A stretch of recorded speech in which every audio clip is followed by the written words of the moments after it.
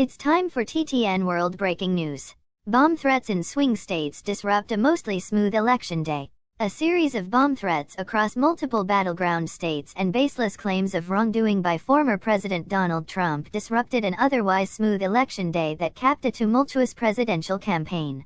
The bomb threats in parts of Arizona, Georgia, and Pennsylvania on Tuesday turned out to be hoaxes, but they forced some polling places to evacuate and extend hours, and delayed the counting of some ballots. The threats were reported throughout the day at polling locations in 3 metro Atlanta counties, all with large numbers of Democratic voters, and into the evening at Pennsylvania polling places and election offices where ballots were being counted. Bomb threats also were reported in Arizona, Michigan, and Wisconsin, according to state election officials. Pennsylvania Governor Josh Shapiro said in an evening news conference that the hoaxes posed no danger to the public or to the election. Every legal, eligible vote will be counted and counted accurately, and the will of the people in the Commonwealth of Pennsylvania will be respected, said Shapiro, a Democrat.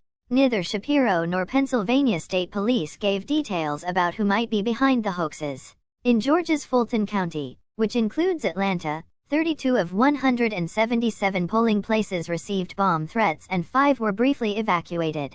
The polling locations were able to reopen after the threats. That just shows you the resilience of our system and our people. We're battle-tested, said Georgia Secretary of State Brad Raffensperger, a Republican. The FBI said many hoax bomb threats in several states appeared to originate from Russian email domains, though federal cybersecurity officials cautioned that the culprits were not necessarily Russian. The dramatic and troubling end to Election Day came after a highly successful early voting period, when at least half of all votes expected in the presidential election had been cast. By Tuesday, more than 84 million Americans had already voted. Overall, the final day of voting was characterized by the same kind of routine hiccups and frustrations seen in other elections: a polling worker forgetting to bring a key, ballot printing mistakes, ballot counting machines not working. The vast majority of problems were largely expected, routine, and planned for events, said Kate Conley, senior advisor to the director of the U.S. Cybersecurity and Infrastructure Security Agency. Turnout on Tuesday was robust in many states. In Nevada, one of 2 western presidential battlegrounds, long lines were reported in Reno and Las Vegas. After polls closed, there was still a 3-hour wait at a polling location at the University of Nevada, Reno, according to local election officials. Despite no evidence of widespread voting problems, Trump made unsubstantiated claims related to Philadelphia and Detroit, and raised questions about election operations in Milwaukee, the biggest cities in 3 states crucial for deciding the presidency. Local officials quickly knocked down the claims Trump made on his social media platform, saying there were no indications of any problems that would affect accurately tallying the vote. The absence of any significant problems had not stopped Trump, the Republican nominee, or the Republican National Committee, from making numerous claims of fraud or election interference during the early voting period, a possible prelude to challenges after Election Day. In Georgia, a federal judge rejected as frivolous a last-minute effort by Republicans to challenge Atlanta area election offices' collection of mail ballots last weekend after early voting had ended. U.S. District Judge R. Stan Baker, a Trump appointee, said the GOP argument does not withstand even the most basic level of statutory review and reading comprehension. Trump on Tuesday suggested he wouldn't challenge the results of the election as long as it's fair. If it's a fair election, I'd be the first one to acknowledge the results, Trump said, though what meets that definition wasn't clear. Trump's Democratic opponent, Vice President Kamala Harris, had urged voters not to fall for Trump's tactic of casting doubt on elections. The former president began making unsubstantiated claims about voting, ballot counting, and law enforcement as Election Day voting neared its end. He said on his social media platform that there was talk about massive cheating in Philadelphia and said law enforcement was on the way. He did not provide details, and there was no immediate indication of what he was referring to. His spokespeople did not respond to requests for comment about what he meant. Philadelphia District Attorney Larry Krasner issued a statement rejecting Trump's claims as baseless. There is no factual basis whatsoever within law enforcement to support this wild allegation, Krasner said. If Donald J. Trump has any facts to support his wild allegations, we want them now. Federal election security officials and Shapiro also said they had seen nothing to support Trump's claims.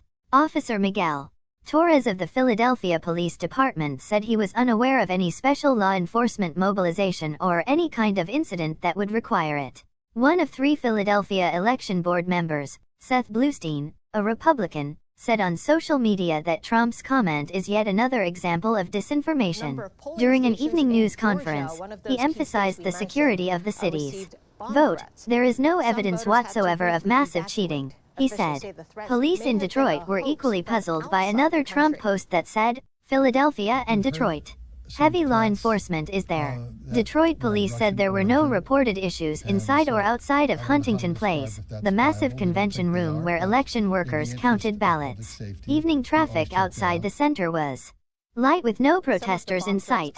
Barricades were up outside the room and escalators to and from the area were shut off. Police also reported no major problems in the city's more than 400 voting precincts. The former president said there was a strong law enforcement presence in Philadelphia and Detroit.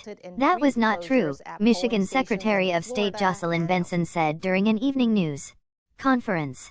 In Milwaukee, election officials said they were recounting more than 30,000 mail ballots out of an abundance of caution after it was discovered that doors on the back of ballot scanners were not properly sealed. The effort, which drew the attention of Trump and the RNC, was expected to delay the count there. Republican Senator Ron Johnson went to the Milwaukee Central count location with the chairman of the Wisconsin Republican Party to observe the effort. Less than 2 months before Election Day, the Milwaukee Election Office had drawn praise from Republicans who oversee elections in the state and who had expressed confidence that it was ready. Arizona, a hotly contested swing state, saw multiple Election Day challenges. Bomb threats targeted polling locations in Cochise, Navajo and Yavapai counties, delaying some results, and frustrated Native American voters stood in hours-long lines in Apache County. A judge ordered some polling places there to remain open 2 extra hours because of malfunctioning equipment and a lack of printed ballots. Throughout the day, members of the Navajo Nation reported being turned away by poll workers after waiting for hours. Over 43,000 registered voters live on the Apache County portion of the Navajo Nation, according to court documents in the lawsuit seeking the extension of voting. Zane James said he waited out in the cold with about 50 other voters for about 2.5 hours before they could cast their ballots because of a problem with the site's single printer. It was just a mess, it was terrible, he said. At a polling site in Chinle, on the Navajo Nation, Amanda Woody said she didn't know how long it would take before she would be able to cast her ballot. There is a line, but I'm willing to wait, she said. Every vote counts. Please like, share, subscribe. YouTube channel, TTN World. And don't miss for more latest news. Thanks for watching. Thank you.